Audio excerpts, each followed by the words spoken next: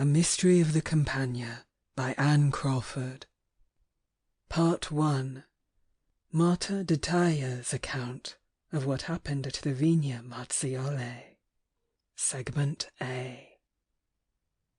Marcello's voice is pleading with me now, perhaps because after years of separation I have met an old acquaintance who had a part in his strange story. I have a longing to tell it, and have asked Monsieur Sutton to help me. He noted down the circumstances at the time, and he is willing to join his share to mine, that Marcello may be remembered. One day, it was in the spring, he appeared in my little studio among the laurels and green alleys of the Villa Medici. "Come, mon enfant," he said, "put up your paints." And he unceremoniously took my palette out of my hand. "I have a cab waiting outside, and we are going in search of a hermitage." He was already washing my brushes as he spoke, and this softened my heart, for I hate to do it myself.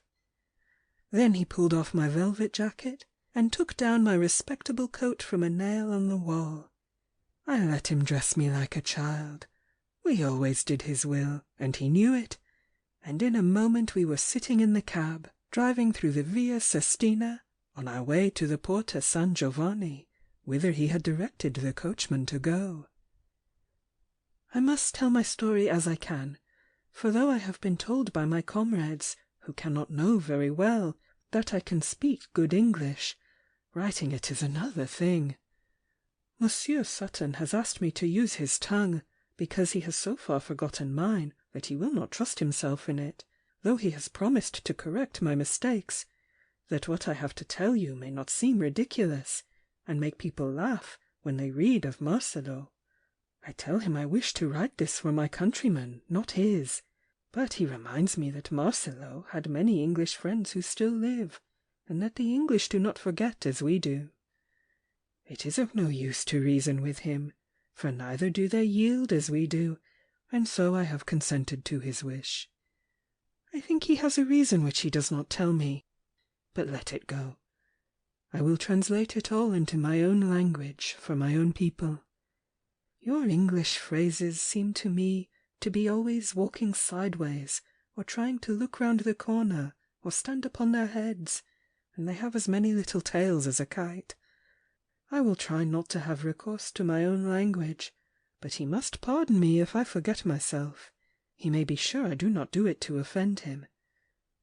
Now that I have explained so much, let me go on.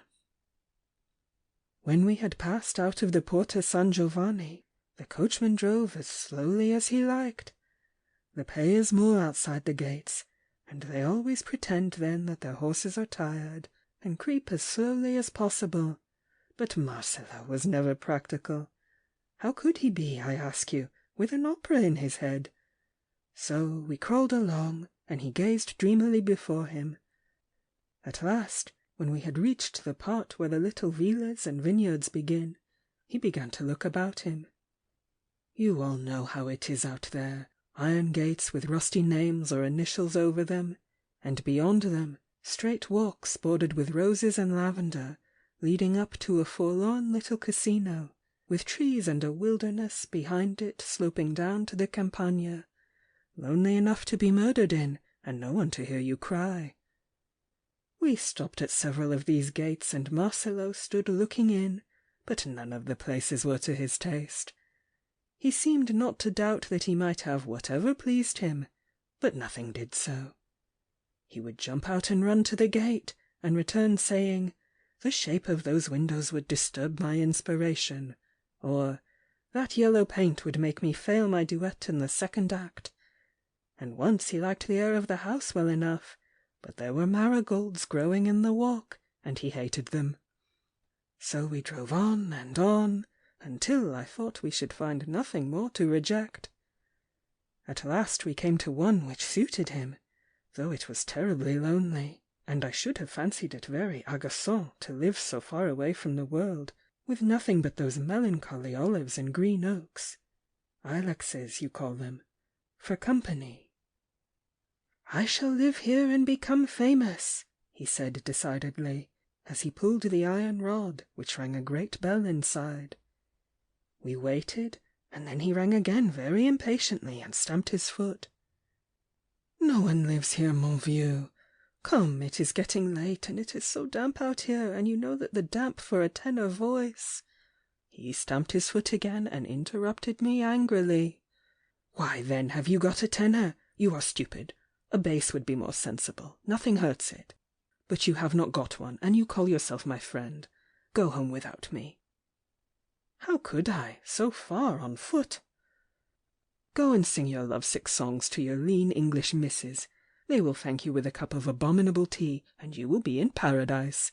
This is my paradise, and I shall stay until the angel comes to open it." He was very cross and unreasonable, and those were just the times when one loved him most. So I waited and enveloped my throat in my pocket-handkerchief, and sang a passage or two, just to prevent my voice from becoming stiff in that damp air. "Be still! Silence yourself!" he cried. "I cannot hear if anyone is coming." Someone came at last, a rough-looking sort of keeper, or guardiano as they are called there, who looked at us as though he thought we were mad. One of us certainly was, but it was not I. Marcello spoke pretty good Italian, with a French accent, it is true, but the man understood him, especially as he held his purse in his hand. I heard him say a great many impetuously persuasive things all in a breath. Then he slipped a gold piece into the guardiano's horny hand, and the two turned toward the house, the man shrugging his shoulders in a resigned sort of way, and Marcello called out to me over his shoulder, "Go home in the cab, or you will be late for your horrible English party. I am going to stay here tonight." Ma foi! I took his permission and left him, for a tenor voice is as tyrannical as a jealous woman. Besides, I was furious, and yet I laughed. His was the artist temperament, and appeared to us by turns absurd, sublime, and intensely irritating. But this last never for long, and we all felt that were we more like him, our pictures would be worth more. I had not got as far as the city gate when my temper had cooled, and I began to reproach myself for leaving him in that lonely place with his purse full of money, for he was not poor at all, and tempting the dark guardiano to murder him. Nothing could be easier than to kill him in his sleep and bury him away somewhere under the olive trees, or in some old vault of a ruined catacomb, so common on the borders of the Campagna. There were sure to be 100 such convenient places.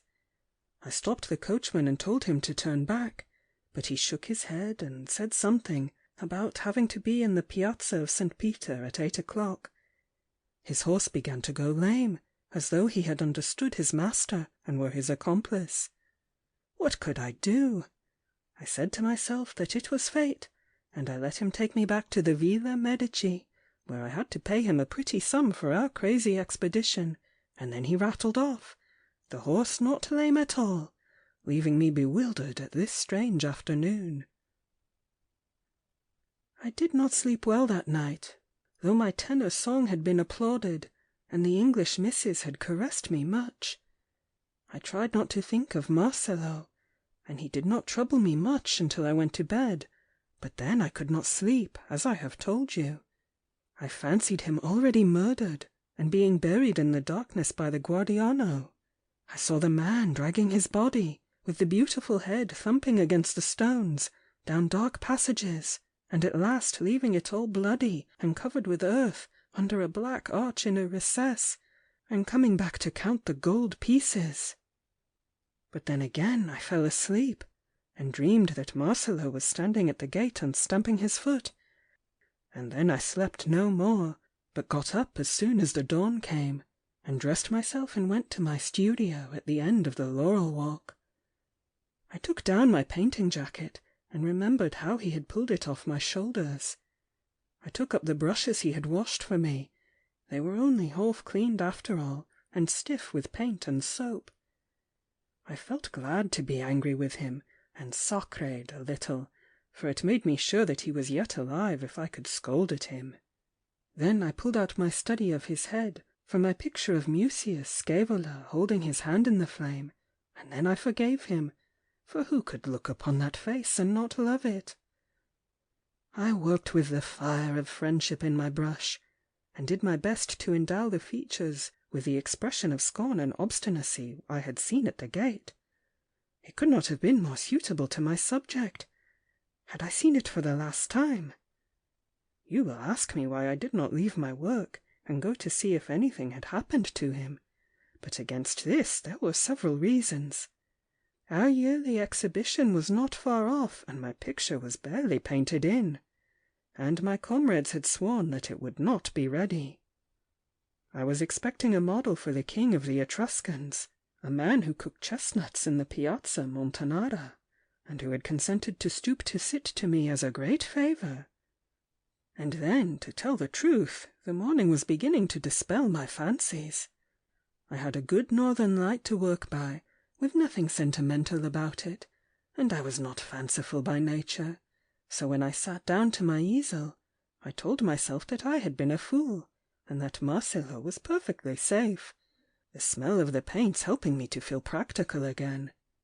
Indeed, I thought every moment that he would come in, tired of his caprice already, and was even preparing and practising a little lecture for him. Someone knocked at my door, and I cried "Entrez," thinking it was he at last, but no, it was Pierre Magna. "There is a curious man, a man of the country, who wants you," he said. "He has your address on a dirty piece of paper in Marcello's handwriting, and a letter for you, but he won't give it up. He says he must see Il Signor Martino. He'd make a superb model for a murderer. Come and speak to him, and keep him while I get a sketch of his head." I followed Magna through the garden, and outside, for the porter had not allowed him to enter, I found the Guardiano of yesterday. He showed his white teeth, and said, "Good day, signore," like a Christian. And here in Rome he did not look half so murderous, only a stupid brown country fellow. He had a rough peasant cart waiting, and he had tied up his shaggy horse to a ring in the wall. I held out my hand for the letter, and pretended to find it difficult to read, for I saw Magna standing with his sketch-book in the shadow of the entrance hall. The note said this: I have it still, and I will copy it. It was written in pencil on a leaf torn from his pocket-book. "Mon vieux, I have passed a good night here, and the man will keep me as long as I like. Nothing will happen to me, except that I shall be divinely quiet, and I have already a famous motif in my head. Go to my lodgings, and pack up some clothes and all my manuscripts, with plenty of music paper, and a few bottles of Bordeaux, and give them to my messenger. Be quick about it. Fame is preparing to descend upon me. If you care to see me, do not come before 8 days. The gate will not be opened if you come sooner. The Guardiano is my slave, and he has instructions to kill any intruder who in the guise of a friend tries to get in uninvited. He will do it, for he has confessed to me that he has murdered 3 men already. Of course, this was a joke. I knew Marcello's way. When you come, go to the Poste Restante and fetch my letters. Here is my card to legitimate you. Don't forget pens and a bottle of ink. Your Marcello. There was nothing for it but to jump into the cart, tell Magna, who had finished his sketch, to lock up my studio, and go bumping off to obey these commands. We drove to his lodgings, in the Via del Governo Vecchio, and there I made a bundle of all that I could think of, the landlady hindering me by 1,000 questions about when the signore would return. He had paid for the rooms in advance, so she had no need to be anxious about her rent. When I told her where he was, she shook her head, and talked a good deal about the bad air out there, and said, "Poor signorino," in a melancholy way, as though he were already buried, and looked mournfully after us from the window when we drove away. She irritated me, and made me feel superstitious. At the corner of the Via del Tritone, I jumped down and gave the man a franc out of pure sentimentality, and cried after him, "Greet the signore!" But he did not hear me, and jogged away stupidly while I was longing to be with him. Marcello was a cross to us sometimes, but we loved him always. End of section 1.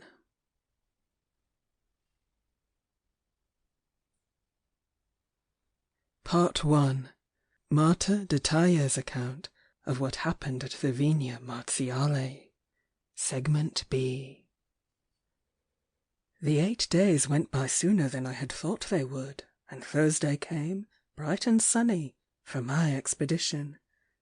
At 1 o'clock I descended into the Piazza di Spagna, and made a bargain with a man who had a well-fed horse, remembering how dearly Marcello's want of good sense had cost me a week ago, and we drove off at a good pace to the Vigna Marziale, as I was almost forgetting to say that it was called. My heart was beating, though I did not know why I should feel so much emotion. When we reached the iron gate, the guardiano answered my ring directly, and I had no sooner set foot in the long flower walk than I saw Marcello hastening to meet me. "I knew you would come," he said, drawing my arm within his. And so we walked toward the little grey house, which had a sort of portico and several balconies, and a sundial on its front. There were grated windows down to the ground floor, and the place, to my relief, looked safe and habitable. He told me that the man did not sleep there, but in a little hut down toward the Campagna, and that he, Marcello, locked himself in safely every night, which I was also relieved to know. "What do you get to eat?" said I. "Oh, I have goat's flesh and dried beans and polenta, with pecorino cheese, and there is plenty of black bread and sour wine," he answered smilingly. "You see, I am not starved." "Do not overwork yourself, mon vieux," I said. "You are worth more than your opera ever will be." "Do I look overworked?" he said, turning his face to me in the broad outdoor light. He seemed a little offended at my saying that about his opera, and I was foolish to do it. I examined his face critically, and he looked at me half defiantly. "No, not yet," I answered rather unwillingly, for I could not say that he did, but there was a restless, inward look in his eyes, and an almost imperceptible shadow lay around them. It seemed to me as though the full temples had grown slightly hollow, and a sort of faint mist lay over his beauty, making it seem strange and far off. We were standing before the door, and he pushed it open, the guardiano following us with slow, loud-resounding steps. "Here is my paradise," said Marcello, and we entered the house, which was like all the others of its kind.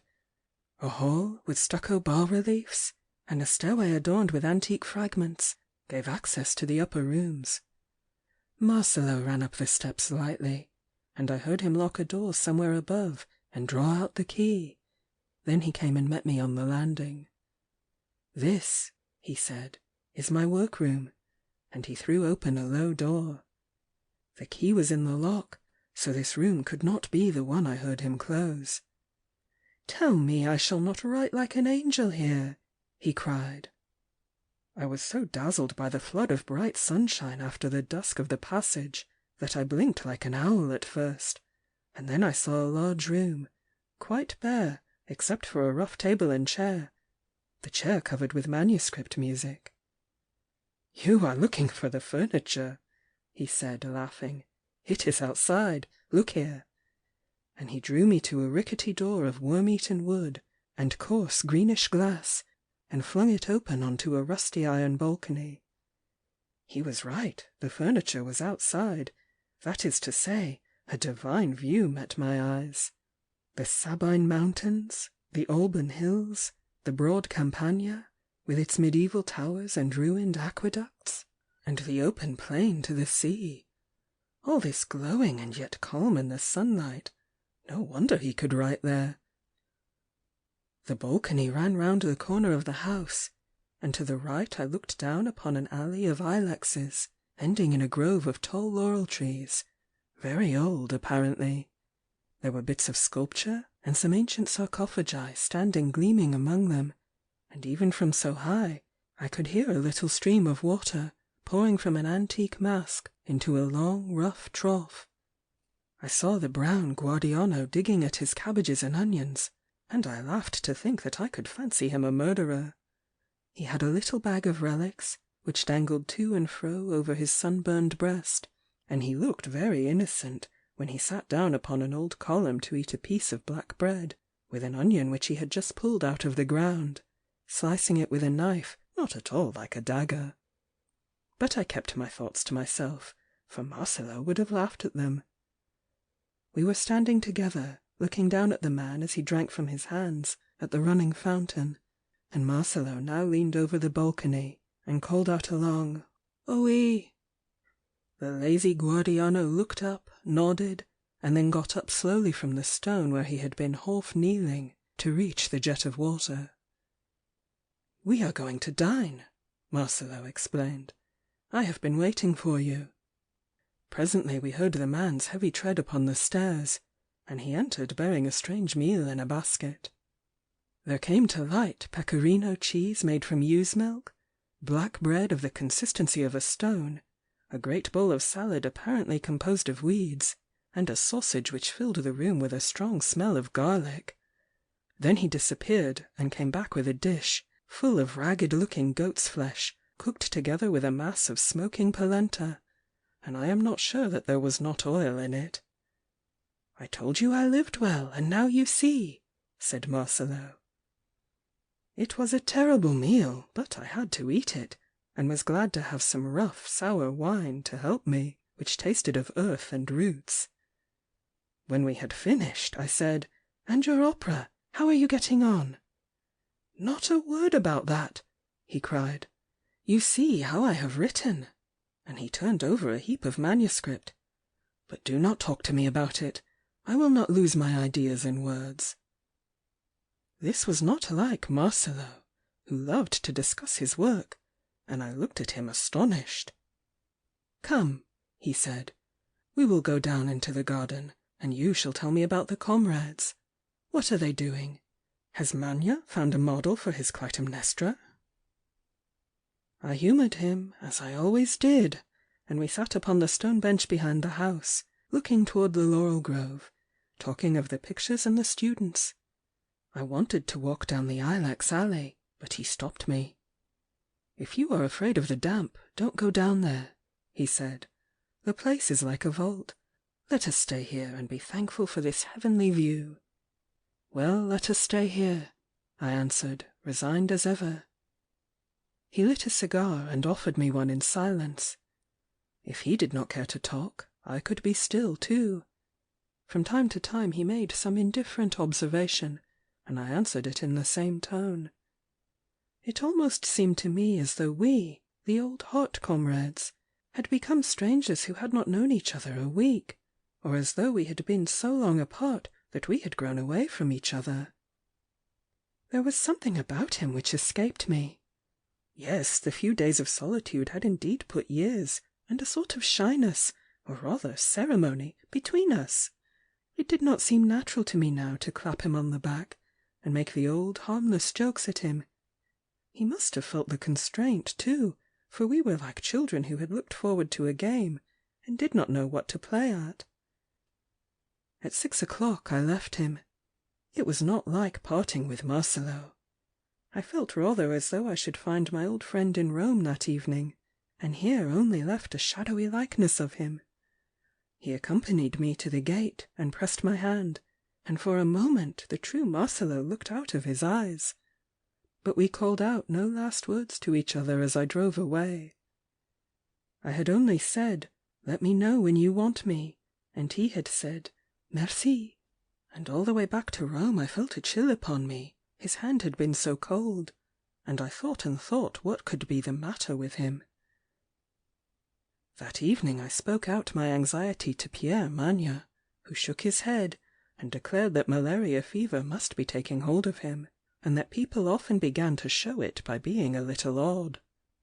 "He must not stay there. We must get him away as soon as possible," I cried. "We know Marcello, and that nothing can make him stir against his will," said Pierre. "Let him alone, and he will get tired of his whim. It will not kill him to have a touch of malaria, and some evening he will turn up among us merry as ever. But he did not.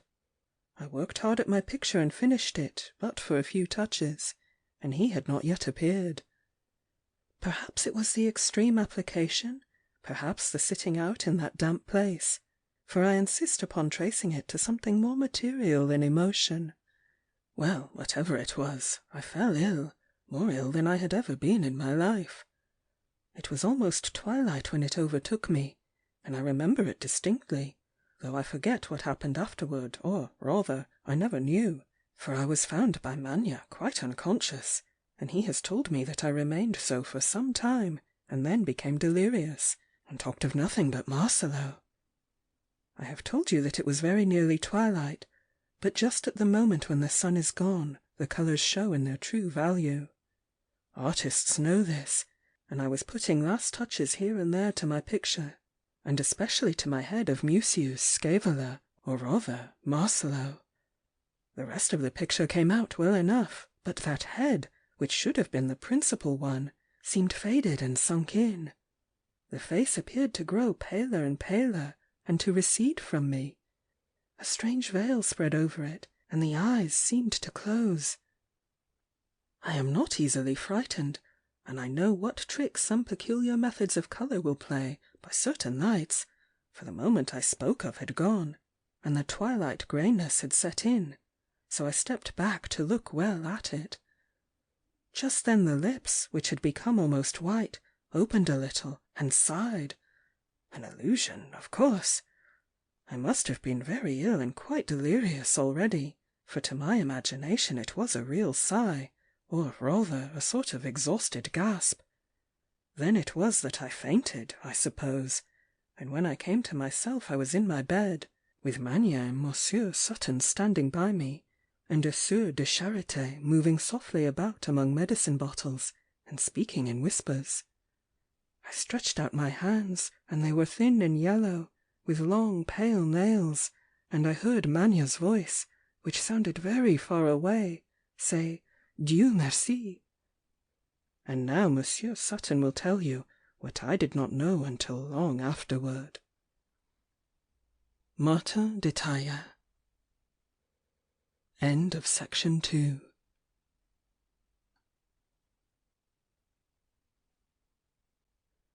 Part 2. Robert Sutton's account of what happened at the Vigna Marziale. Segment A. I am attached to d'Italia, and was very glad to be of use to him, but I never fully shared his admiration for Marcello Silvestre, though I appreciated his good points. He was certainly very promising, I must say that.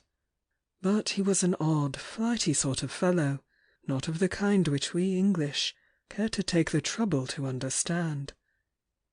It is my business to write stories, but not having need of such characters, I have never particularly studied them. As I say, I was glad to be of use to d'Italia, who is a thoroughly good fellow, and I willingly gave up my work to go and sit by his bedside. Manya knew that I was a friend of his, and very properly came to me when he found that d'Italia's illness was a serious one, and likely to last for a long time. I found him perfectly delirious, and raving about Marcello. "Tell me what the motif is. I know it is a Marcia Funebre." And here he would sing a peculiar melody, which, as I have a knack at music, I noted down, it being like nothing I had heard before. The Sister of Charity looked at me with severe eyes, but how could she know that all is grist for our mill, and that observation becomes with us a mechanical habit? Poor d'Italia kept repeating this curious melody over and over, and then would stop and seem to be looking at his picture, crying that it was fading away. "Marcello, Marcello, you are fading too. Let me come to you." He was as weak as a baby, and could not have moved from his bed unless in the strength of delirium. "I cannot come," he went on. "They have tied me down." and here he made as though he were trying to gnaw through a rope at his wrists, and then burst into tears. "Will no one go for me and bring me a word from you? Ah, if I could know that you are alive!" Manya looked at me. I knew what he was thinking. He would not leave his comrade, but I must go. I don't mind acknowledging that I did not undertake this unwillingly. To sit by Detaya's bedside and listen to his ravings enervated me, and what Manya wanted struck me as troublesome, but not uninteresting to one of my craft. So I agreed to go. I had heard all about Marcello's strange seclusion from Manya and Detaya himself, who lamented over it openly, in his simple way, at supper at the academy, where I was a frequent guest. I knew that it would be useless to ring at the gate of the Vigna Marziali. Not only should I not be admitted, but I should arouse Marcello's anger and suspicion, for I did not for a moment believe that he was not alive, though I thought it very possible that he was becoming a little crazy, as his countrymen are so easily put off their balance. Now, odd people are oddest late in the day and at evening time. Their nerves lose the power of resistance then, and the real man gets the better of them. So I determined to try to discover something at night, reflecting also that I should be safer from detection then. I knew his liking for wandering about when he ought to be in his bed, and I did not doubt that I should get a glimpse of him, and that was really all I needed. My first step was to take a long walk out of the Porta San Giovanni, and this I did in the early morning, tramping along steadily until I came to an iron gate on the right of the road, with Vigna Marziali over it, and then I walked straight on, never stopping until I had reached a little bushy lane running down toward the Campagna to the right. It was pebbly, and quite shut in by luxuriant ivy and elder bushes, and it bore deep traces of the last heavy rains. These had evidently been effaced by no footprints, so I concluded that it was little used. Down this path I made my way cautiously, looking behind and before me, from a habit contracted in my lonely wanderings in the Abruzzi. I had a capital revolver with me, an old friend, and I feared no man. But I began to feel a dramatic interest in my undertaking, and determined that it should not be crossed by any disagreeable surprises. The lane led me further down the plain than I had reckoned upon, for the bushy edge shut out the view, and when I had got to the bottom and faced round, the Vigna Marziali was lying quite far to my left. I saw at a glance that behind the grey casino an alley of ilexes ended in a laurel grove. Then there were plantations of kitchen stuff, with a sort of thatched cabin in their midst, probably that of the gardener. I looked about for a kennel, but saw none, so there was no watchdog. At the end of this primitive kitchen garden was a broad patch of grass, bounded by a fence which I could take at a spring. Now I knew my way, but I could not resist tracing it out a little farther. It was well that I did so, for I found just within the fence a sunken stream, rather full at the time, in consequence of the rains, too deep to wade and too broad to jump. It struck me that it would be easy enough to take a board from the fence and lay it over for a bridge. I measured the breadth with my eye, and decided that the board would span it. Then I went back as I had come, and returned to find Detaya still raving. As he could understand nothing, it seemed to me rather a fool's errand to go off in search of comfort for him.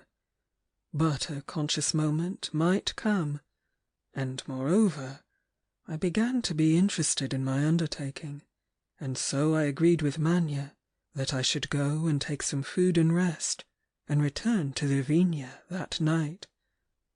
I told my landlady that I was going into the country and should return the next day, and I went to Nazzari's and laid in a stock of sandwiches and filled my flask with something they called sherry, for, though I was no great wine drinker, I feared the night chill.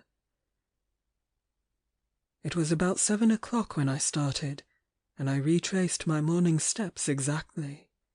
As I reached the lane, it occurred to me that it was still too light for me to pass unobserved over the stream, and I made a place for myself under the hedge and lay down, quite screened by the thick curtain of tangled overhanging ivy. End of section 3.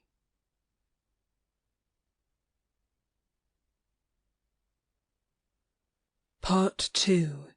Robert Sutton's account of what happened at the Vigna Marziali. Segment B. I must have been out of training and tired by the morning's walk, for I fell asleep. When I awoke it was night, the stars were shining, a dank mist made its way down my throat, and I felt stiff and cold. I took a pull at my flask, finding it nasty stuff, but it warmed me. Then I rang my repeater, which struck 11:15, got up and shook myself free of the leaves and brambles, and went on down the lane. When I got to the fence I sat down and thought the thing over. What did I expect to discover? What was there to discover? Nothing. Nothing but that Marcello was alive, and that was no discovery at all, for I felt sure of it. I was a fool, and had let myself be allured by the mere stage nonsense and mystery of the business, and a mouse would creep out of this mountain of precautions. Well, at least I could turn it to account by describing my own absurd behaviour in some story yet to be written, and, as it was not enough for a chapter, I would add to it by further experience. "Come along," I said to myself. "You're an ass, but it may prove instructive." I raised the top board from the fence noiselessly. There was a stile just there, and the boards were easily moved. I laid down my bridge with some difficulty and stepped carefully across, and made my way to the laurel grove as quickly and noiselessly as possible. There all was thick darkness, and my eyes only grew slowly accustomed to it. After all, there was not much to see. Some stone seats in a semicircle, and some fragments of columns set upright, with antique busts upon them. Then a little to the right a sort of arch, with apparently some steps descending into the ground, probably the entrance to some discovered branch of a catacomb. In the midst of the enclosure, not a very large one, stood a stone table, deeply fixed in the earth. No one was there, of that I felt certain, and I sat down, having now got used to the gloom, and fell to eat my sandwiches, for I was desperately hungry. Now that I had come so far, was nothing to take place to repay me for my trouble? It suddenly struck me that it was absurd to expect Marcello to come out to meet me, and perform any mad antics he might be meditating, there before my eyes, for my especial satisfaction. Why I had supposed that something would take place in the grove, I do not know, except that this seemed a fit place for it. I would go and watch the house, and if I saw a light anywhere, I might be sure that he was within. Any fool might have thought of that, but a novelist lays the scene of his drama, and expects his characters to slide about in the grooves, like puppets. It is only when minds surprise me that I feel they are alive. When I reached the end of the ilex alley, I saw the house before me. There were more cabbages and onions after I had left the trees, and I saw that in this open space I could easily be perceived by anyone standing on the balcony above. As I drew back again under the ilexes, a window above, not the one on the balcony, was suddenly lighted up, but the light did not remain long, and presently a gleam shone through the glass oval over the door below. I had just time to spring behind the thickest trunk near me when the door opened. I took advantage of its creaking to creep up the slanting tree like a cat and lie out upon a projecting branch. As I expected, Marcello came out. He was very pale and moved mechanically like a sleepwalker. I was shocked to see how hollow his face had become, as he held the candle still lighted in his hand, and it cast deep shadows on his sunken cheeks and fixed eyes, which burned wildly, and seemed to see nothing. His lips were quite white, and so drawn that I could see his gleaming teeth. Then the candle fell from his hand, and he came slowly, and with a curiously regular step, on into the darkness of the ilexes, I watching him from above, but I scarcely think he would have noticed me had I been standing in his path. When he had passed, I let myself down and followed him. I had taken off my shoes, and my tread was absolutely noiseless. Moreover, I felt sure he would not turn round. On he went with the same mechanical step until he reached the grove. There I knelt behind an old sarcophagus at the entrance, and waited. What would he do? He stood perfectly still, not looking about him, but as though the clockwork within him had suddenly stopped. I felt that he was becoming psychologically interesting, after all. Suddenly he threw up his arms as men do when they are mortally wounded on the battlefield, and I expected to see him fall at full length. Instead of this, he made a step forward. I looked in the same direction, and saw a woman, who must have concealed herself there while I was waiting before the house, come from out of the gloom, and as she slowly approached and laid her head upon his shoulder, the outstretched arms clasped themselves closely around her, so that her face was hidden upon his neck. So this was the whole matter, and I had been sent off on a wild goose chase to spy out a common love affair. His opera and his seclusion for the sake of work, his tyrannical refusal to see D'Artagnan unless he sent for him, all this was but a mask to a vulgar intrigue which, for reasons best known to himself, could not be indulged in the city. I was thoroughly angry. If Marcello passed his time mooning about in that damp hole all night, no wonder that he looked so wretchedly ill, and seemed half mad. I knew very well that Marcello was no saint. Why should he be? But I had not taken him for a fool. He had had plenty of romantic episodes, and as he was discreet without being uselessly mysterious, no one had ever unduly pried into them, nor should we have done so now. I said to myself that that mixture of French and Italian blood was at the bottom of it, French flimsiness and light-headedness, and Italian love of cunning. I looked back upon all the details of my mysterious expedition. I suppose at the root of my anger lay a certain dramatic disappointment at not finding him lying murdered, and I despised myself for all the trouble I had taken to this ridiculous end, just to see him holding a woman in his arms. I could not see her face, and her figure was enveloped from head to foot in something long and dark, but I could make out that she was tall and slender, and that a pair of white hands gleamed from her drapery. As I was looking intently, for all my indignation, the couple moved on, and still clinging to one another, descended the steps. So even the solitude of the lonely laurel grove could not satisfy Marcello's insane love of secrecy. I kept still a while, then I stole to where they had disappeared, and listened. but all was silent, and I cautiously struck a match and peered down.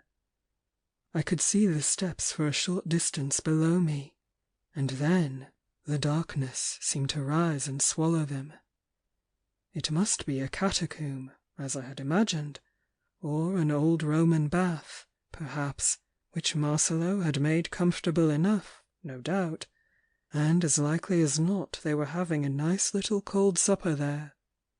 My empty stomach told me that I could have forgiven him even then, could I have shared it. I was in truth frightfully hungry as well as angry, and sat down on one of the stone benches to finish my sandwiches. The thought of waiting to see this lovesick pair return to upper earth never for a moment occurred to me. I had found out the whole thing, and a great humbug it was. Now I wanted to get back to Rome before my temper had cooled, and to tell Manya on what a fool's errand he had sent me. If he liked to quarrel with me, all the better. All the way home I composed cutting French speeches, but they suddenly cooled and petrified, like a gust of lava from a volcano, when I discovered that the gate was closed. I had never thought of getting a pass, and Manya ought to have warned me. Another grievance against the fellow. I enjoyed my resentment, and it kept me warm as I patrolled up and down. There are houses, and even small eating shops, outside the gate, but no light was visible, and I did not care to attract attention by pounding at the doors in the middle of the night, so I crept behind a bit of wall. I was getting used to hiding by this time, and made myself as comfortable as I could with my ulster, took another pull at my flask, and waited. At last the gate was opened, and I slipped through, trying not to look as though I had been out all night like a bandit. The guard looked at me narrowly, evidently wondering at my lack of luggage. Had I a knapsack, I might have been taken for some innocently mad English tourist, indulging in the mistaken pleasure of trudging in from Frascati or Albano, but a man in an ulster, with his hands in his pockets, sauntering in at the gate of the city at break of day, as though returning from a stroll, naturally puzzled the officials, who looked after me and shrugged their shoulders. Luckily I found an early cab in the piazza of the Lateran, for I was dead beat, and was soon at my lodgings in the Via della Croce, where my landlady let me in very speedily. Then at last I had the comfort of throwing off my clothes, all damp with the night dew, and turning in.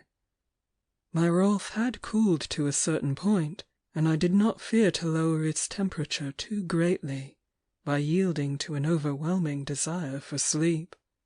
An hour or two could make no great difference to Manya.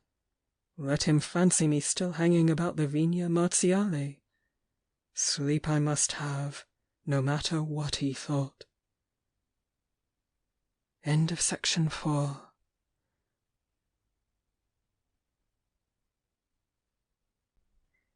Part 2. Robert Sutton's account of what happened at the Vigna Marziale, Segment C. I slept long, and was awakened at last by my landlady, Sora Nana, standing over me and saying, "There is a signore who wants you." "It is I, Manya," said a voice behind her. "I could not wait for you to come." He looked haggard with anxiety and watching. "Dataya is raving still," he went on, "only worse than before. Speak, for heaven's sake! Why don't you tell me something?" And he shook me by the arm, as though he thought I was still asleep. "Have you nothing to say? You must have seen something. Did you see Marcello?" "Oh, yes, I saw him." "Well?"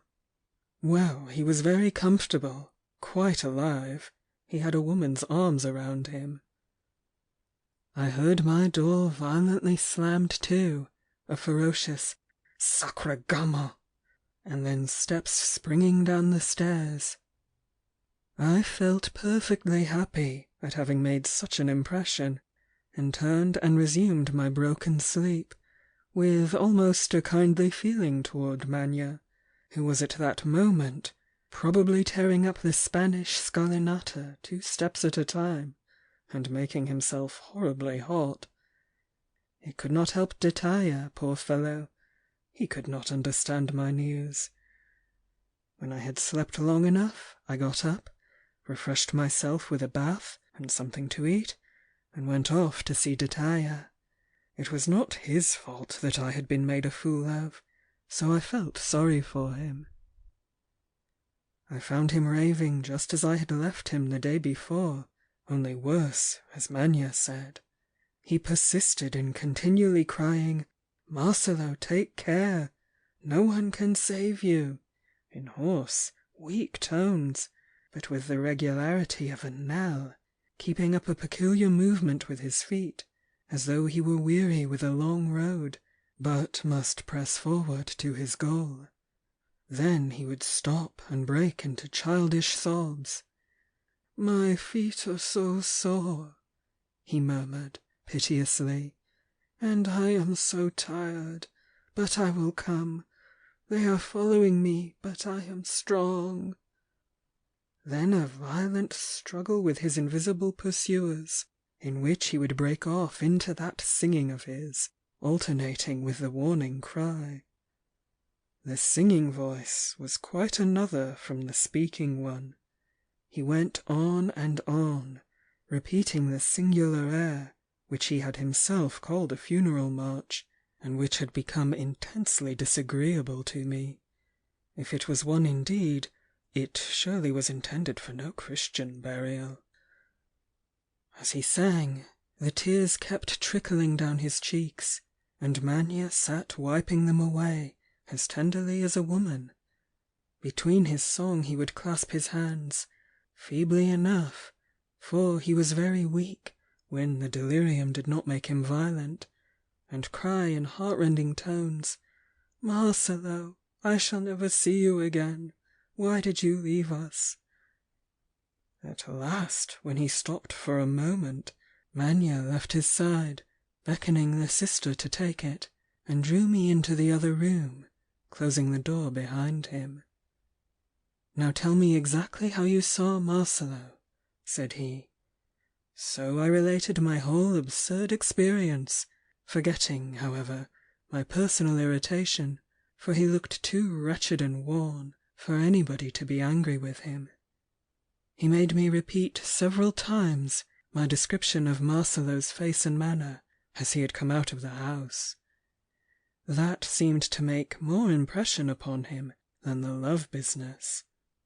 "Sick people have strange intuitions," he said gravely, "and I persist in thinking that Marcello is very ill and in danger. Tenez." And here he broke off, went to the door, and called "Monsieur" under his breath. She understood, and after having drawn the bedclothes straight, and once more dried the trickling tears, she came noiselessly to where we stood, the wet handkerchief still in her hand. She was a singularly tall and strong-looking woman, with piercing black eyes and a self-controlled manner. Strange to say, she bore the adopted name of Claudius, instead of a more feminine one. "Monsieur," said Manya, "at what o'clock was it that he sprang out of bed and we had to hold him for so long?"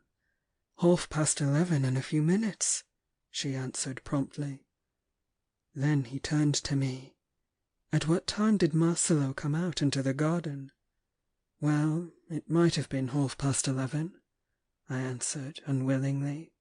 "I should say that 3/4 of an hour might possibly have passed since I rang my repeater. Mind you, I won't swear it. I hate to have people try to prove mysterious coincidences, and this was just what they were attempting." "Are you sure of the hour, monsieur?" I asked, a little tartly. She looked at me calmly with her great black eyes, and said, "I heard the Trinità dei Monti strike the half hour just before it happened." "Be so good as to tell Monsieur Sutton exactly what took place," said Manya. "One moment, monsieur." And she went swiftly and softly to Detaille, raised him on her strong arm, and held a glass to his lips, from which he drank mechanically. Then she came and stood where she could watch him through the open door.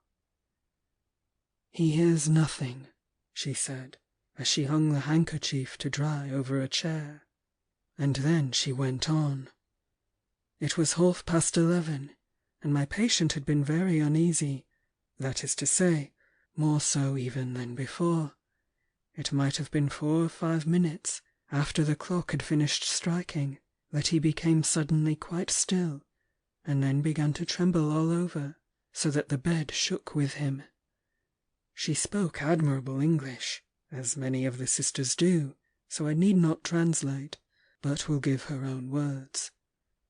He went on trembling until I thought he was going to have a fit, and told Monsieur Manya to be ready to go for the doctor.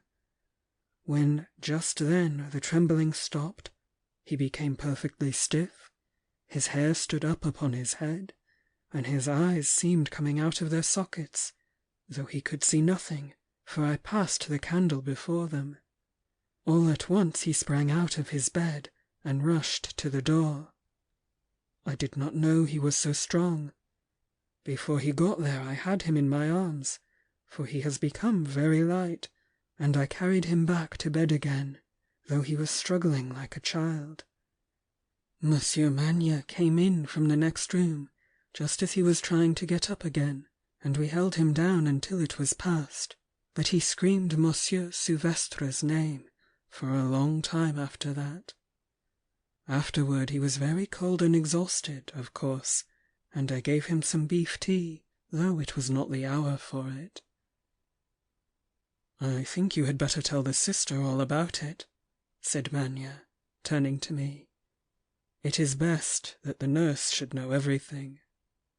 "Very well," said I, "though I do not think it's much in her line." She answered me herself. "Everything which concerns our patients is our business. Nothing shocks us." Thereupon she sat down and thrust her hands into her long sleeves, prepared to listen. I repeated the whole affair as I had done to Manya.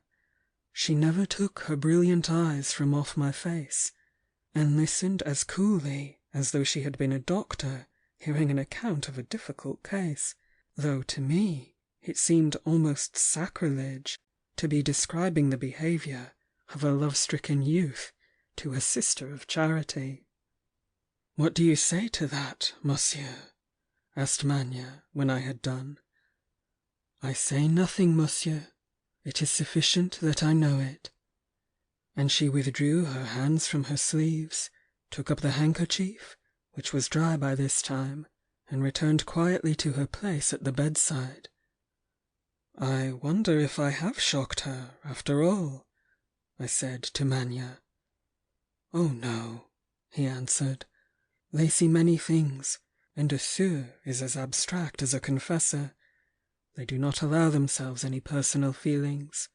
I have seen Sieur Claudius listen, perfectly unmoved, to the most abominable ravings, only crossing herself beneath her cape at the most hideous blasphemies. It was last summer, when poor Justin Revol died. You were not here." Manya put his hand to his forehead. "You are looking ill yourself," I said. "Go and try to sleep, and I will stay."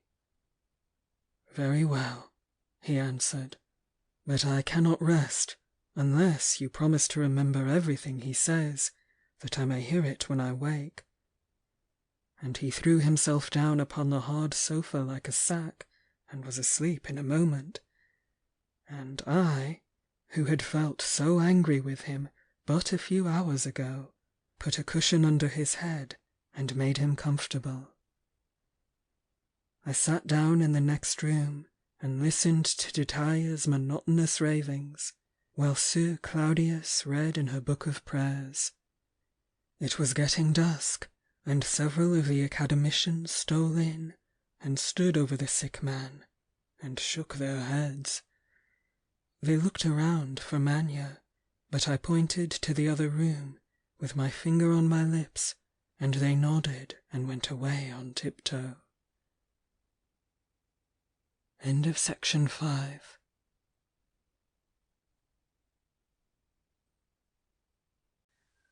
Part 2. Robert Sutton's account of what happened at the Vigna Marziale. Segment D. It required no effort of memory to repeat Detaille's words to Manya when he woke, for they were always the same. We had another sister that night, and as Sir Claudius was not to return till the next day at midday, I offered to share the watch with Manya, who was getting very nervous and exhausted, and who seemed to think that some such attack might be expected as had occurred the night before. The new sister was a gentle, delicate-looking little woman, with tears in her soft brown eyes as she bent over the sick man, and crossed herself from time to time, grabbing the crucifix which hung from the beads at her waist. Nevertheless, she was calm and useful, and as punctual as Sir Claudius herself in giving the medicines. The doctor had come in the evening and prescribed a change in these. He would not say what he thought of his patient, but only declared that it was necessary to wait for a crisis. Manya sent for some supper, and we sat over it together in silence, neither of us hungry. He kept looking at his watch. "If the same thing happens tonight, he will die," said he, and laid his head on his arms.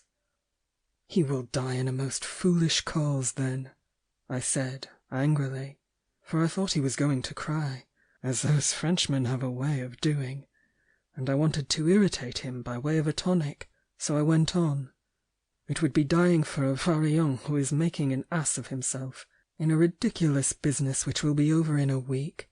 Silvestre may get as much fever as he likes, only don't ask me to come and nurse him." "It is not the fever," said he slowly. "It is a horrible, nameless dread that I have. I suppose it is listening to Detaille that makes me nervous. Hark!" he added. "It strikes 11. We must watch." "If you really expect another attack, you had better warn the sister," I said, so he told her in a few words what might happen. "Very well, monsieur," she answered, and sat down quietly near the bed, Manya at the pillow, and I near him. No sound was to be heard but Detaille's ceaseless lament. "And now, before I tell you more, I must stop to entreat you to believe me. It will be almost impossible for you to do so, I know, for I have laughed myself at such tales, and no assurances would have made me credit them. But I, Robert Sutton, swear that this thing happened. More I cannot do. It is the truth." We had been watching Detaille intently. He was lying with closed eyes, and had been very restless. Suddenly he became quite still, and then began to tremble, exactly as Sir Claudius had described.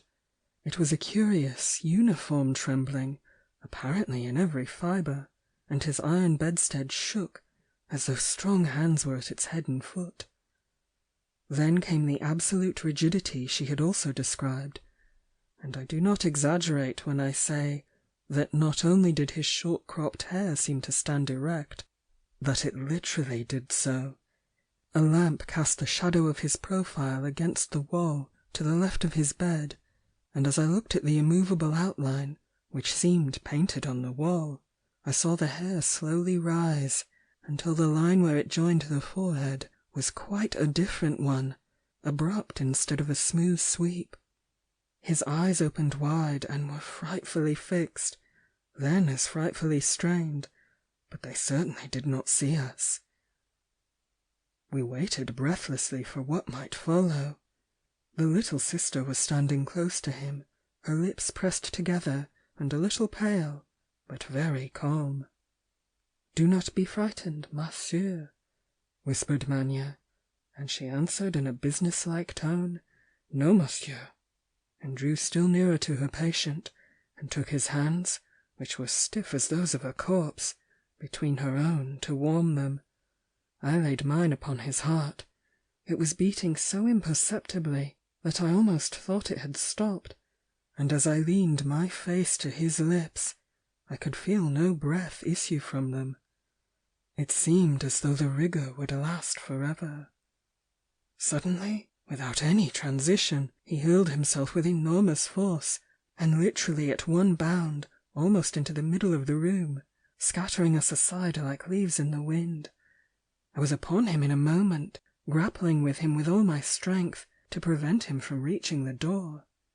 Manya had been thrown backward against the table, and I heard the medicine bottles crash with his fall. He had flung back his hand to save himself, and rushed to help me with the blood dropping from a cut in his wrist. The little sister sprang to us. Detaya had thrown her violently back upon her knees, and now, with a nurse's instinct, she tried to throw a shawl over his bare breast. We four must have made a strange group. 4. We were 5. Marcello Silvestre stood before us, just within the door. We all saw him, for he was there. His bloodless face was turned toward us unmoved. His hands hung by his side as white as his face. Only his eyes had life in them. They were fixed on Detaya. "Thank God you have come at last!" I cried. "Don't stand there like a fool. Help us, can't you?" But he never moved.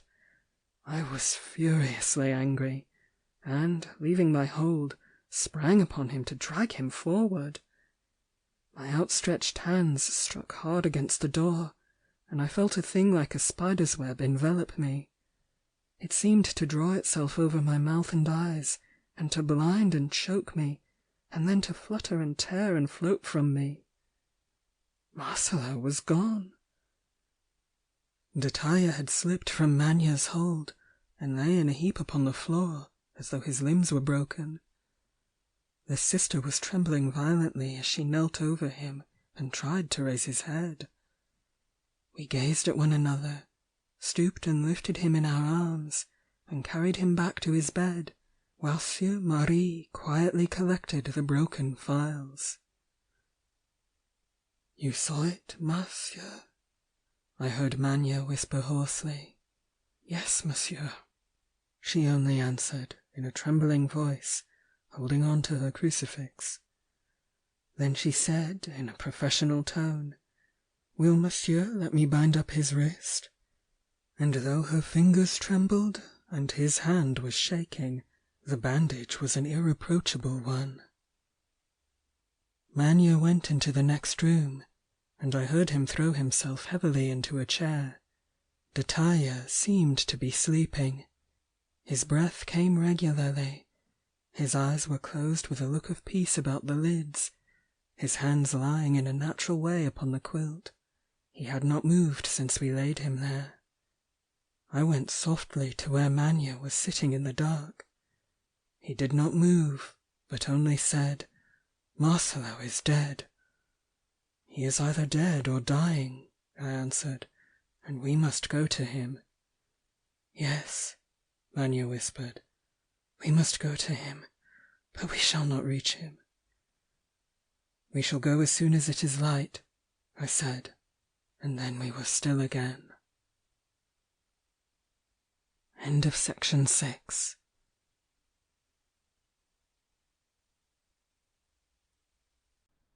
Part 2.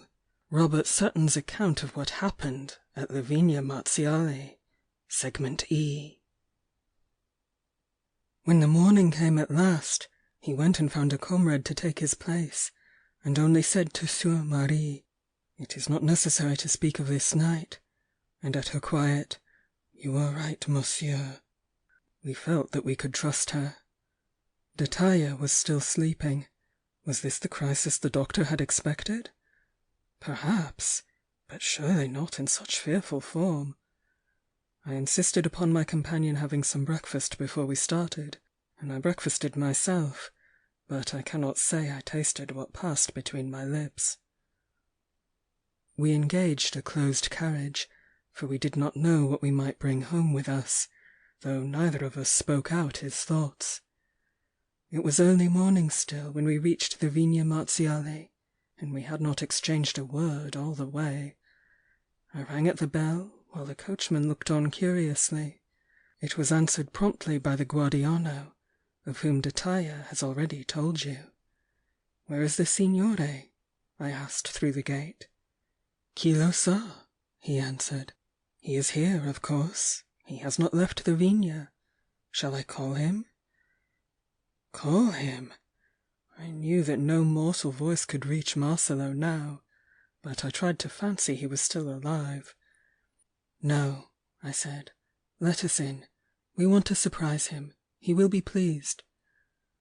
The man hesitated, but he finally opened the gate, and we entered, leaving the carriage to wait outside. We went straight to the house. The door at the back was wide open. There had been a gale in the night, and it had torn some leaves and bits of twigs from the trees, and blown them into the entrance hall. They lay scattered across the threshold, and were evidence that the door had remained open ever since they had fallen. The guardiano left us, probably to escape Marcello's anger at having let us in, and we went up the stairs unhindered, Magna foremost, for he knew the house better than I, from Dettaglia's description. He had told him about the corner room with the balcony, and we pretended that Marcello might be there, absorbed betimes in his work, but we did not call him. He was not there. His papers were strewn over the table as though he had been writing, but the inkstand was dry and full of dust. He could not have used it for days. We went silently into the other chambers. Perhaps he was still asleep? But no, we found his bed untouched, so he could not have lain in it that night. The rooms were all unlocked but one, and this closed door made our hearts beat. Marcello could scarcely be there, however, for there was no key in the lock. I saw the daylight shining through the keyhole. We called his name, but there came no answer. We knocked loudly, still no sign from within, so I put my shoulder to the door, which was old and cracked in several places, and succeeded in bursting it open. Nothing was there but a sculptor's modelling stand, with something upon it covered with a white cloth, and the modelling tools on the floor. At the sight of the cloth, still damp, we drew a deep breath. It could not have hung there for many hours, certainly not for 24. We did not raise it. "He would be vexed," said Magna, and I nodded, for it is accounted almost a crime in the artist's world to unveil a sculptor's work behind his back. We expressed no surprise at the fact of his modelling. A ban seemed to lie upon our tongues. The cloth hung tightly to the object beneath it, and showed us the outline of a woman's head and rounded bust, and so veiled we left her. There was a little winding stair leading out of the passage, and we climbed it, to find ourselves in a sort of belvedere, commanding a superb view. It was a small open terrace on the roof of the house, and we saw at a glance that no one was there.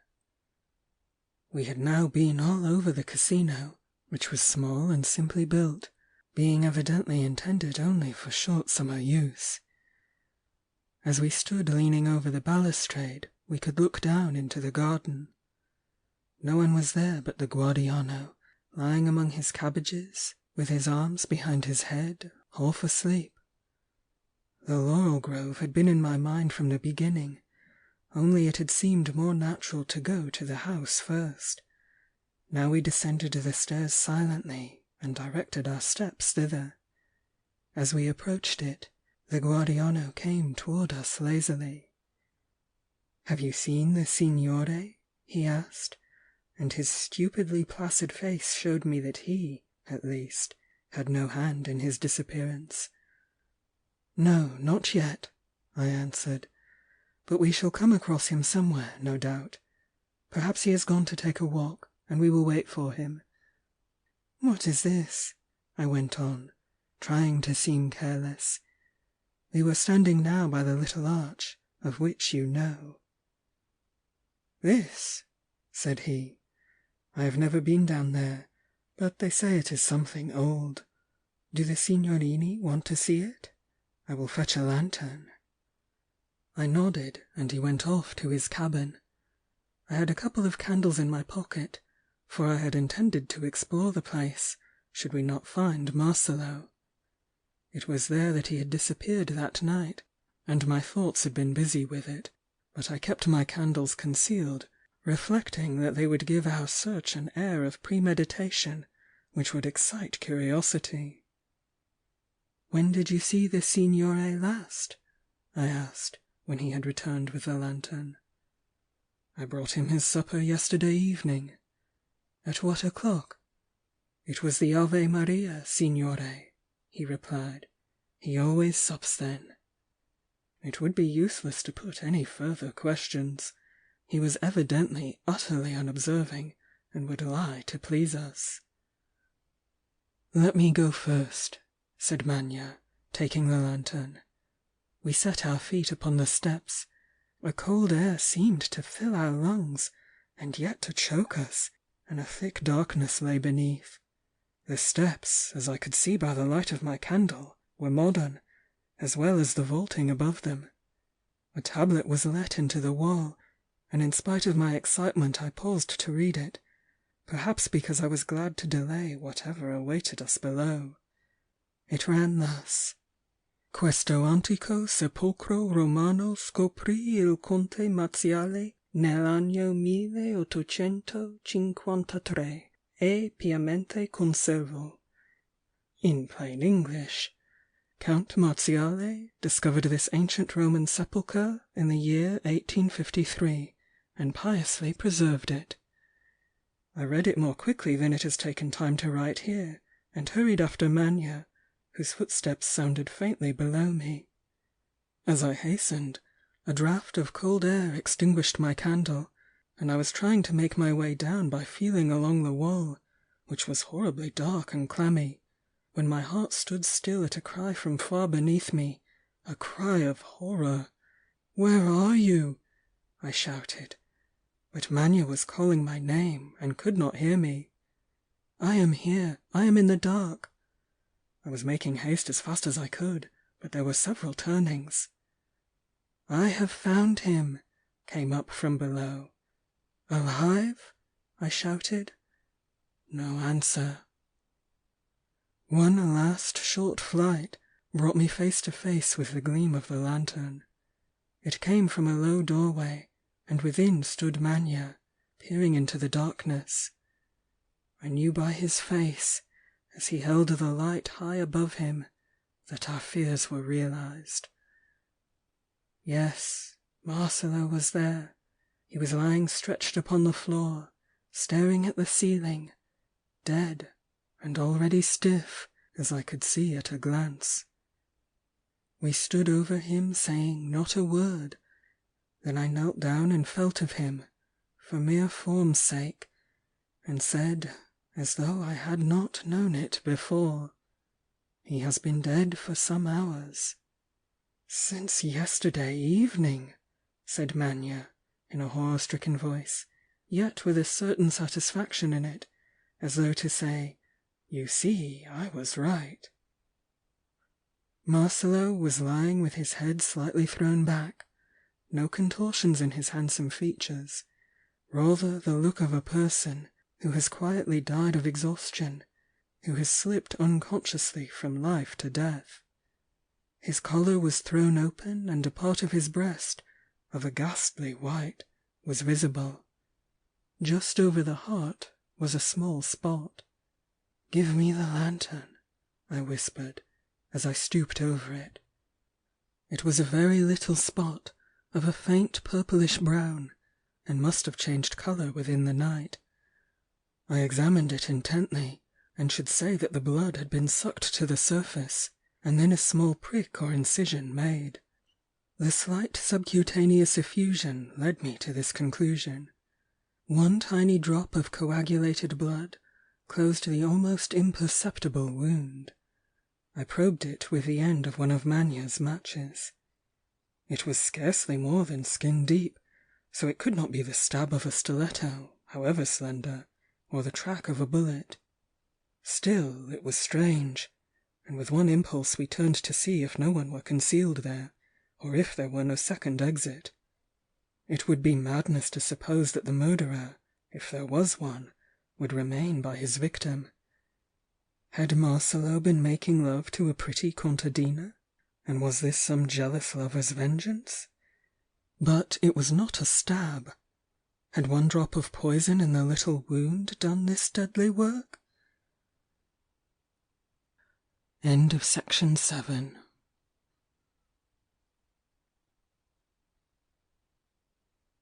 Part 2. Robert Sutton's account of what happened at the Vigna Marziali, segment F. We peered about the place, and I saw that Manya's eyes were blinded by tears, and his face as pale as that upturned one on the floor, whose lids I had vainly tried to close. The chamber was low, and beautifully ornamented with stucco bas-reliefs, in the manner of the well-known one not far from there upon the same road. Winged genii, griffins, and arabesques, modelled with marvellous lightness, covered the walls and ceiling. There was no other door than the one we had entered by. In their centre stood a marble sarcophagus, with the usual subjects sculptured upon it, on the one side Hercules conducting a veiled figure, on the other a dance of nymphs and fauns. A space in the middle contained the following inscription, deeply cut in the stone, and still partially filled with red pigment. D. M. Vespertiliae, tas I matapotidos, Q flavivs vix ipse sospes mon posvit. What is this? Whispered Manya. It was only a pickaxe and a long crowbar, such as the country people use in hewing out their blocks of tufa, and his foot had struck against them. Who could have brought them here? They must belong to the Guardiano above. But he had said that he had never come here, and I believed him, knowing the Italian horror of darkness and lonely places. But what had Marcello wanted with them? It did not occur to us that archaeological curiosity could have led him to attempt to open the sarcophagus, the lid of which had evidently never been raised, thus justifying the expression, piously preserved. As I rose from examining the tools, my eyes fell upon the line of mortar, where the cover joined to the stone below, and I noticed that some of it had been removed, perhaps with the pickaxe which lay at my feet. I tried it with my nails, and found that it was very crumbly. Without a word I took the tool in my hand, Manya instinctively following my movements with the lantern. What impelled us, I do not know. I had myself no thought, only an irresistible desire to see what was within. I saw that much of the mortar had been broken away, and lay in small fragments upon the ground, which I had not noticed before. It did not take long to complete the work. I snatched the lantern from Manya's hand, and set it upon the ground, where it shone full upon Marcello's dead face, and by its light I found a little break between the two masses of stone, and managed to insert the end of my crowbar, driving it in with a blow of the pickaxe. The stone chipped, and then cracked a little. Manya was shivering. "What are you going to do?" he said, looking around at where Marcello lay. "Help me!" I cried, and we two bore with all our might upon the crowbar. I am a strong man, and I felt a sort of blind fury as the stone refused to yield. What if the bar should snap? With another blow I drove it in still further, then, using it as a lever, we weighed upon it with our outstretched arms, until every muscle was at its highest tension. The stone moved a little, and, almost fainting, we stopped to rest. From the ceiling hung a rusty remnant of an iron chain, which must once have held a lamp. To this, by scrambling up the sarcophagus, I contrived to make fast the lantern. "Now!" said I, and we heaved again at the lid. It rose, and we alternately heaved and pushed until it lost its balance and fell with a thundering crash upon the other side. Such a crash that the walls seemed to shake, and I was for a moment utterly deafened, while little pieces of stucco rained upon us from the ceiling. When we had paused to recover from the shock, we leaned over the sarcophagus and looked in. The light shone full upon it, and we saw— how is it possible to tell? We saw lying there, amid folds of mouldering rags, the body of a woman, perfect as in life, with faintly rosy face, soft crimson lips, and a breast of living pearl, which seemed to heave as though stirred by some delicious dream. The rotten stuff swathed about her was in ghastly contrast to this lovely form, fresh as the morning. Her hands lay stretched at her side, the pink palms were turned a little outward, her eyes were closed as peacefully as those of a sleeping child, and her long hair, which shone red golden in the dim light from above, was wound around her head in numberless finely plaited tresses, beneath which little locks escaped in rings upon her brow. I could have sworn that the blue veins on that divinely perfect bosom held living blood. We were absolutely paralyzed, and Manya leaned gasping over the edge as pale as death, paler by far than this living, almost smiling face to which his eyes were glued. I do not doubt that I was as pale as he at this inexplicable vision. As I looked, the red lips seemed to grow redder. They were redder. The little pearly teeth showed between them. I had not seen them before, and now a clear ruby drop trickled down to her rounded chin, and from there slipped sideways and fell upon her neck. Horror-struck, I gazed upon the living corpse, till my eyes could not bear the sight any longer.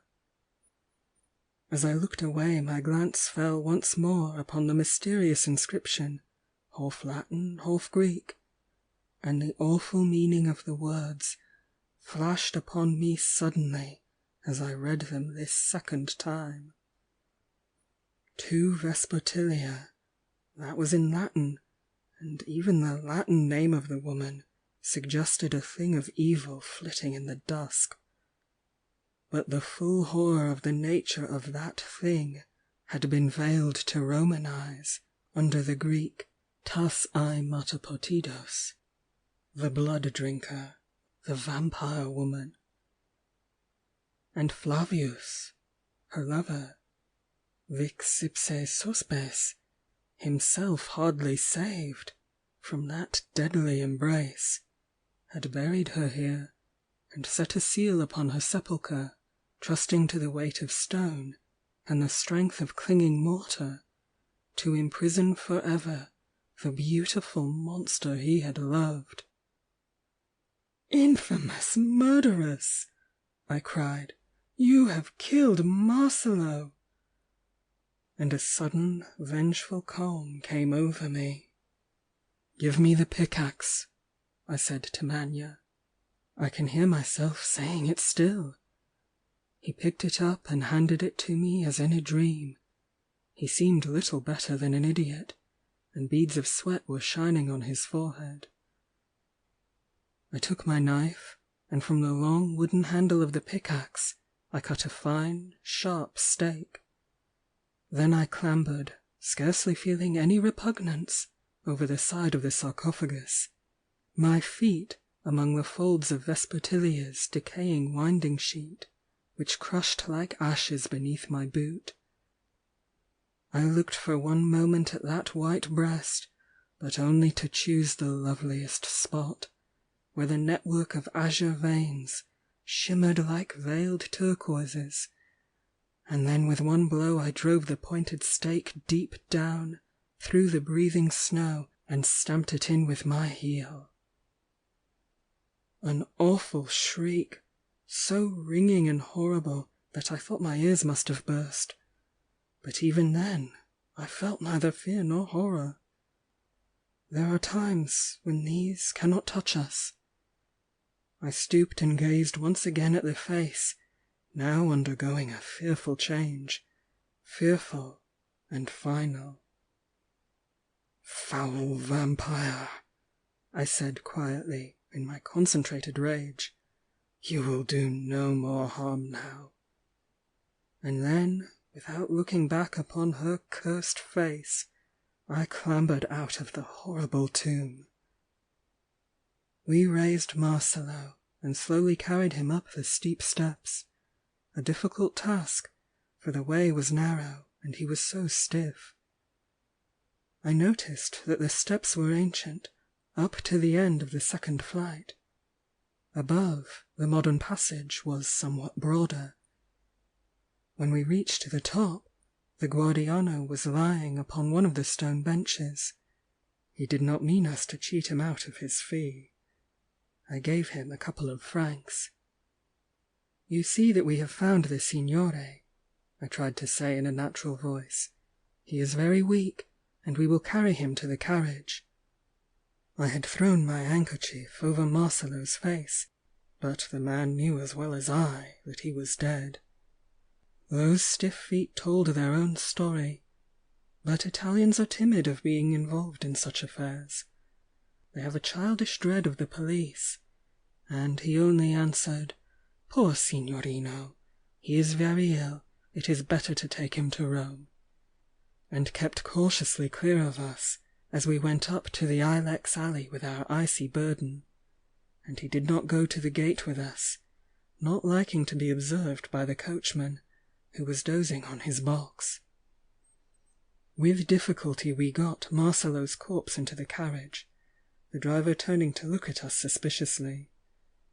I explained we had found our friend very ill, and at the same time slipped a gold piece into his hand, telling him to drive to the Via del Governo Vecchio.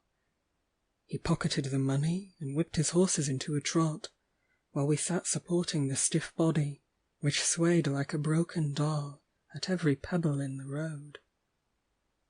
When we reached the Via del Governo Vecchio at last, no one saw us carry him into the house. There was no step before the door, and we drew up so close to it that it was possible to screen our burden from sight. When we had brought him into his room and laid him upon his bed, we noticed that his eyes were closed. From the movement of the carriage, perhaps, though that was scarcely possible. The landlady behaved very much as I had expected her to do, for as I told you, I know the Italians.